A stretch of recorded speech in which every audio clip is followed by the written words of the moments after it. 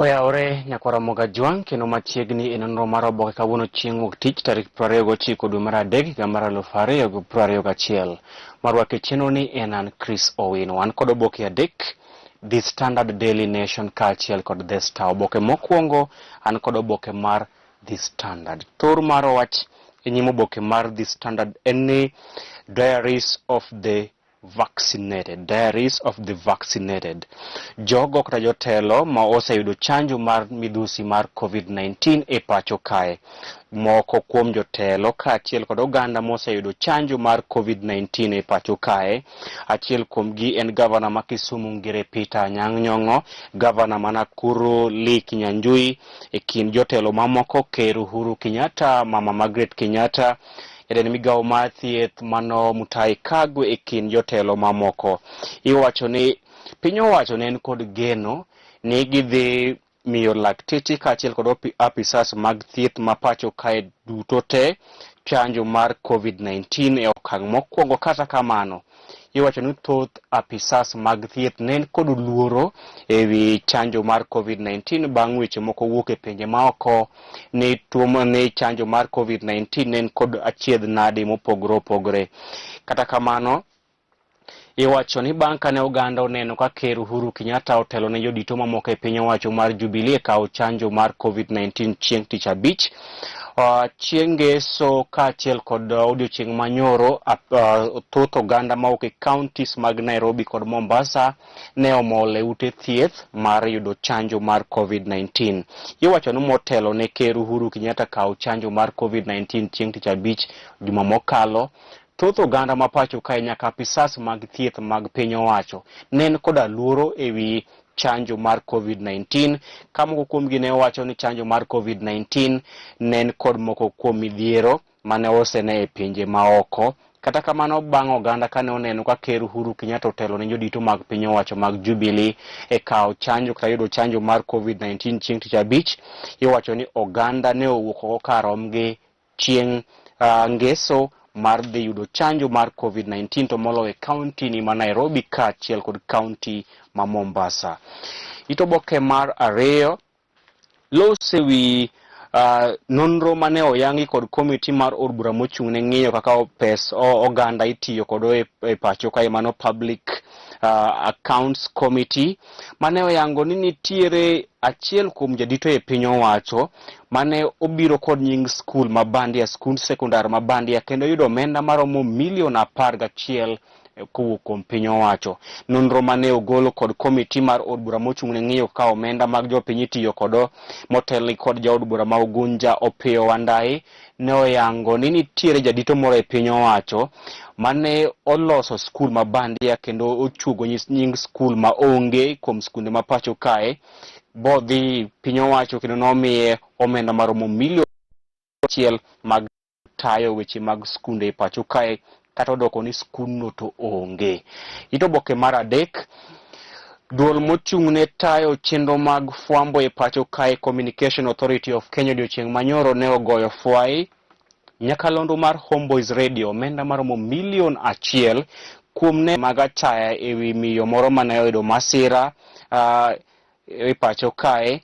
Achiel kuom chenro mage mane otelne kod jalendo Shafi Weru, kendo mane omiyo CAK ochwado Homeboys Radio fai mar omenda maromo milion 1 kuom ne wacho weche mag achaya e wi joma mine kaachiel kod lwenj e kind joma chuo kod joma mine e pacho kae. Gino mane omiyo telo mar Homeboys Radio ne oteng'o lwet Shafi Weru kaachiel kod DJ Mfalme Mogo kaluwore kod wach makamano.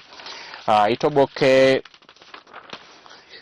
mar ang'wen nyaka mar abich loso e wi jogo mo oseyudo chanjo mar COVID-19. Moko kuom jotelo kaachiel kod oganda mo oseyudo chanjo mar COVID-19 ma oseyango ni onge midhiero moro amora ma giseyudo kod luoro e pacho kae ni chanjo mar AstraZeneca ne en koda midhiero tuoche mamoko bang' kawe. Kata kamano, moko kuom jotelo mosekawo chanjo mar COVID-19 kotenegi kod gavana ma Kisumu ngire Peter Nyang'nyong'o, gavana ma Nakuru Lee Kinyanjui, kaachiel kod jafwambo wadwa Dr. Mercy Korir. Gin moko kuom jotelo kata oganda ma pacho kae ma osekawo chanjo mar COVID-19 kendo wacho ni onge kod midhiero moro amora ma giseyudo ewi chanjo mar COVID-19. Koro ma en ote ne in jago man kod higni 58 kadhi nyime ma pok oyudo chanjo mar COVID-19, wuog oko mondo idhi kaw chanjo mar COVID-19, nikech jok moseyudo chanjo mar COVID-19 ok oseneno midhiero moro amora, kendo waweuru fuong'o weche maonge tiende. Wuog oko idhi kaw chanjo mar COVID-19 ka in jago man kod higni 58 kadhi nyime. Oboke mar 6 loso ewi odiochieng' manyoro.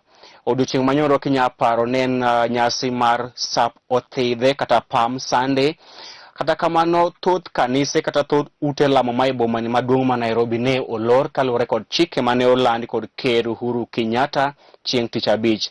Iwacho ni mopogore kod Sap Othidhe ma kinde ka kinde, thoth kanise ne olore boma ni maduong' ma Nairobi kaachiel kod counties mag Mombasa, Nakuru, Kajiado kaachiel kod Machakos kaluwore kod chike mane oket kod Ker Uhuru Kenyatta madwoko piny landruok mar midhusi mar COVID-19. Oboke mar 7 obila ne omako thoth oganda mane oketho chike mag curfew e pacho kae. Obila ne omako thoth oganda mane oyudi ka ketho chike mag COVID-19.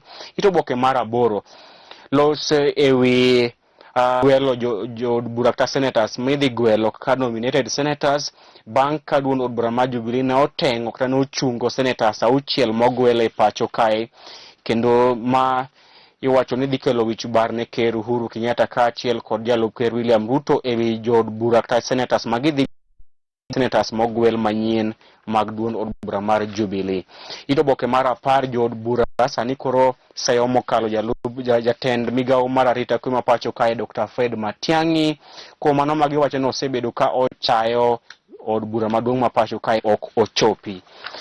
Oboke mar 14, 15 gin pach jondiko kaachiel kod oboke mar The Standard gin weche tuke kama odiochieng' ma kawuono tim maduong' mar adhula ma pacho kae Harambee Stars the Fires kata odoko ni Harambee Stars ne osedir oko e tukego mag AFCON qualifiers. Odhiambo ma kawuono Harambee Stars dhi nyago pien kod tim mar adhula mar piny Togo e tukego mag AFCON qualifiers. Kata kamano mano inconsequential match. Nation any Uhuru under pressure to ease pain. Uhuru under pressure to ease pain. Dhi nyime kod kwae mondo ononie moko kuom chike mag kedo kod landruok mar tuo mar COVID-19 mane oketo e pacho kae chieng' tich abich. Migawo mar somo, migawo mar tuke, migawo mar wuoth kaachiel kod migawo mar limbe e pacho kae ginie moko kuom migepe mag piny owacho mane okwayo Ker Uhuru Kenyatta mondo onon moko kuom chike mag duoko piny landruok mar midhusi mar COVID-19 mane olando chieng' tich abich. Oboke mar 4 Ker Uhuru Kenyatta ikwayo mondo onon moko kuom chike mag duoko piny landruok mar midhusi mar COVID-19 mane olando chieng' tich abich. Ma en kwayo mane ochwal kod migepe mopogore opogore mag piny owacho kotelgi kod migawo mar limbe, migawo mar somo, migawo mar tuke kaachiel kod weg ohala ma pacho kae, to moloyo weg ohala mag magawa ma pacho kae. Oboke mar 6 en ni oganda maromo milion kute mag COVID-19 kochopo dwe mar 6. Ma en nonro mane ogol kod duol mochung' ne ng'iyo kata timo nonro e weche mag thieth e pacho kae KEMRI. Odiochieng' manyoro duol mochung' ne timo nonro e weche mag thieth e pacho kae KEMRI ne oyango ni oganda maromo milion 1 ma pacho kae nyalo dhi gamo kute mag COVID-19 kochopo dwe mar 6 higani. Ma emomiyo koro wakwayi nyakwaramogi, bed akicha, rwak mask e kinde ka kinde, luok lweti gi pi maler e kinde ka kinde, to bende kik idhi kama dhano opong' nikech tuo mar COVID-19 gini nitiere. This COVID-19 is real. Kik wakel tugo kod gik moko ma muhimu kaka COVID-19. Oboke mar 8 en mokalo kaluwore kod kwan mapiny mag oganda mosebook hotels magi e kinde nyasi mag Easter. Iwacho ni kwan oganda mosetimo booking ne magawa e gwenge makadho wadh nam chumbi kinde nyasi mag Pasaka ne piny mokalo kaluwore kod tuo mar COVID-19 e pacho kae. Ito oboke mar 10 iwacho ni BBI sani kroni kama tek kaluwore kod chike moket kod piny owacho maduoko piny landruok mar COVID-19. Chike moket kod piny owacho mar duoko piny landruok mar kute mar COVID-19 e pacho kae iwacho ni nyalo chocho chenro mar timo lokruok ne pend chike ma pacho kae kokalo e BBI. Pach jondiko kaachiel kod pach josomo weche mawuok e counties kaachiel kod weche mawuok e pinje maoko. Tok oboke mar Daily Nation nosewi penj maduong' mar KCSE mano penj ma jo klas 17 madhi chakore ayango odiochieng' ma kawuono, kama nyithindo manyiri ma jopuonjre ma jo klas 12 man kod iye iwacho ni dhi timo penjno e ute thieth ma pacho kae. Oboke mogik an kod oboke mar The Star. Thor mar wacho nyimo oboke mar The Star en ni IBC in 9 million Dubai boundaries training. IBC in 9 million shillings Dubai boundaries training. Eni duol mochung'ne bago yere pacho kae IBC otero apisas mage e piny kiewo mag ute od bura ma pacho kae gino madhi muonyo omenda maromo milion 9. Ito oboke mar 4 nyaka ito oboke mar 5 eni Director of Public Prosecution ma pacho kae Nudin Haji nyalo dhi tweyo jotend kembe 9 ma otenore kod mibadhi e duol mar KEMSA. Sani koro Nudin Haji nyalo tero kembe maromo 8 e pacho kae ma itedo kod mibadhi mar KEMSA maromo